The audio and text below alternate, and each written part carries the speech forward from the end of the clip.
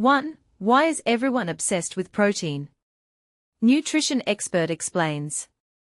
2. Cardiologist warns, too much protein can trigger early heart attacks in your 30s and 40s. 1. Why is everyone obsessed with protein? Nutrition expert explains.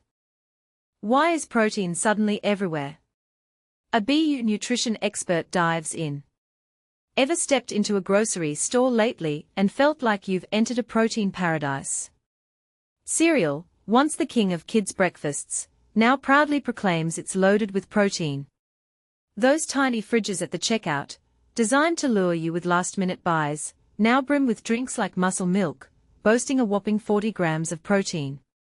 Even the snack aisle, your go-to for chips and treats, hasn't escaped the trend. New brands of protein chips promise 18 grams of protein in every nacho, ranch, or chili lime bite. Under the store's bright lights, protein has become the universal language. It's always something new, remarks Joan Salge Blake. https://www.bu.edu/sergeant/Joan-Salge-Blake-MS-Road-LDN. A seasoned nutrition expert at Boston University, with a tone that hints at years of watching food fads come and go. First, it was all about counting calories. Then came the low-carb craze, followed by the no-added sugar movement. There's always a hot trend that gets everyone buzzing. But here's where it gets interesting. Salge Blake, a clinical professor at BU's Sargent College of Health and Rehabilitation Sciences, believes this protein obsession might actually have staying power. Protein, an essential macronutrient, is a cornerstone of our body's structure and function. It's found in muscles, bones, skin, hair, and pretty much every other tissue. According to the National Institutes of Health, https://www.genome.gov/genetics-glossary/protein, proteins are vital for cell function and are necessary for the structure, function, and regulation of the body's tissues and organs. While protein has always been a crucial part of a balanced diet, the recent hype, fueled by social media influencers and savvy food marketing, has coincided with the rise of specific weight loss medications like Wegovy, notes Salge Blake. Once a niche concern for bodybuilders, protein intake is now critically important for millions of Americans on semaglutide weight loss drugs. These drugs can drastically suppress appetite and often cause severe nausea, making food even less appealing. So, this isn't just a passing fad. There are now distinct groups of people who must ensure they are getting adequate protein throughout the day, Salge Blake emphasizes. For most folks without specific dietary needs, however, meeting protein requirements isn't a big deal, she assures. Many common foods, meat, eggs, grains, seafood, beans, tofu, yogurt, milk, already provide ample protein. Consuming enough protein aids muscle repair and enhances satiety, making meals more filling. The National Academy of Medicine advises adults to consume at least 0.8 grams of protein per kilogram of body weight daily.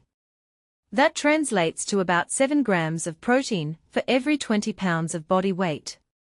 For a 140-pound individual, that's roughly 50 grams of protein daily, and for a 200-pound person, about 70 grams.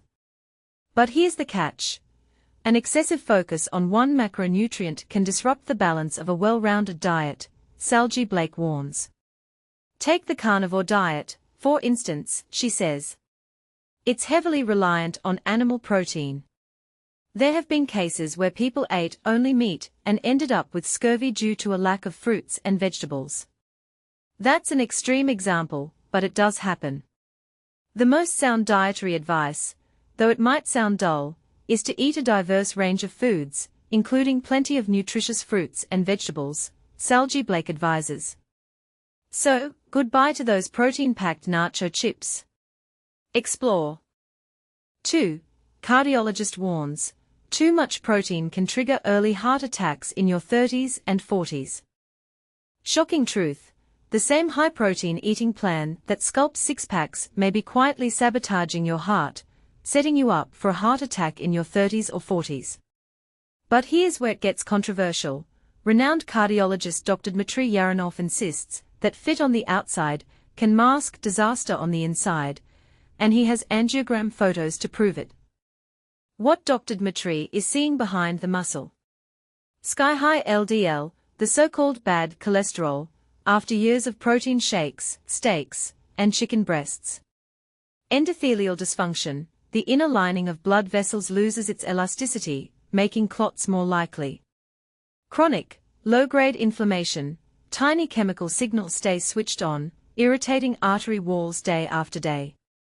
Premature atherosclerosis, fatty plaques pile up long before gray hairs appear. No warning, no chest pain, just a ticking time bomb, he tells followers after treating seemingly invincible 35-year-old gym lovers who arrived in the ER clutching their chest. Why a shredded physique doesn't guarantee a healthy heart. 1. Athletic looks don't reveal blood chemistry. LDL particles and inflammatory markers, such as CRP, can soar while you still fit into skinny jeans. 2. Low body fat isn't the same as low arterial plaque. Plaque builds silently until it ruptures. 3. Strong biceps can't rescue damaged vessel walls.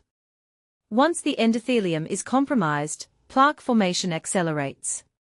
Beginner-friendly breakdown: how excess protein might hurt your heart. Protein metabolism creates byproducts, for example, certain amino acid derivatives, that the liver must package into lipoproteins. When intake is extreme, particularly from red and processed meats, LDL production can outpace the body's ability to clear it. Meanwhile, saturated fats often hitch a ride with animal protein, compounding the problem. Imagine dumping more traffic onto a narrow road. Sooner or later, there's a pileup. Balance, not extremes. Dr. Dmitry's practical tips. Keep daily protein near the evidence-based guideline of roughly 0.8 to 1.2 g per kilogram of body weight, unless a sports nutritionist advises otherwise. Favor plant-based sources: lentils, beans, tofu, quinoa, which deliver fiber and antioxidants that counter inflammation. Schedule regular blood work, a full lipid panel, high-sensitivity CRP, and even a coronary calcium scan if risk factors add up. Pair strength training with aerobic exercise. The heart is a muscle too. And this is the part most people miss: what you don't eat matters just as much. When meals are protein-heavy, colorful produce often gets crowded off the plate, stripping away the phytochemicals that keep arteries supple. A potential counterpoint worth debating.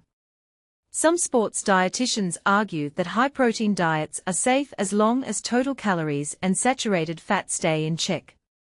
Dr. Dmitry disagrees, saying he has lost count of lean athletes with flawless macros who still developed plaque. Your turn. Where do you stand? Do you believe the bodybuilding community glosses over these cardiovascular warnings? Have you, or someone you know, experienced high cholesterol despite looking fit? Should guidelines differentiate between plant and animal protein rather than talking about protein in general? Sound off below, agree, challenge, or share your story. Let's get a real conversation going. Disclaimer: this information is educational, not medical advice. Always consult a qualified healthcare professional for personal recommendations.